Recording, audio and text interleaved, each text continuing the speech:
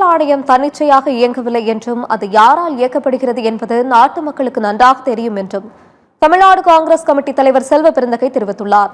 சென்னை விமான நிலையத்தில் செய்தியாளர்களிடம் பேசிய அவர் இவ்வாறு கூறினார்.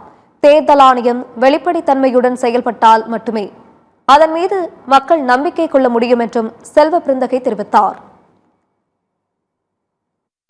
அவங்களுக்கு எது வசதியோ எலெக்ஷன் கமிஷனுக்கு எலெக்ஷன் கமிஷன் யாரால் இயங்குகிறது என்று தெரியும், யாரால் இயக்கப்படுகிறது என்று தெரியும்.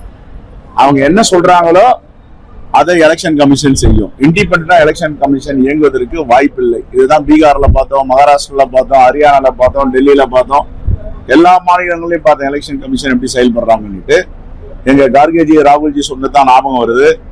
நாங்கள் ஆட்சிக்கு வந்தவுடன் யார் யாரெல்லாம் தேர்தல் ஆணையத்தில் இப்படி செயல்படுறாங்களோ அவங்களை வழக்கு தொடர்ந்து அதற்குரிய தண்டனையை வாங்கி தருவோம்னு சொன்னாங்க டெல்லியில ராம்லீலா மைதானில். அதுதான் அவங்களுக்கு பதில். ஆகவே தேர்தல் ஆணையம் திறந்த மனதுடன் டிரான்ஸ்பரன்சி எலெக்ஷன் கமிஷன் அப்படி செயல்பட வேண்டும். அதுதான் எதிர்பார்க்கிறாங்க நாட்டு மக்கள். இல்லைன்னா நாட்டு மக்கள் நம்பிக்கை போயிடும்.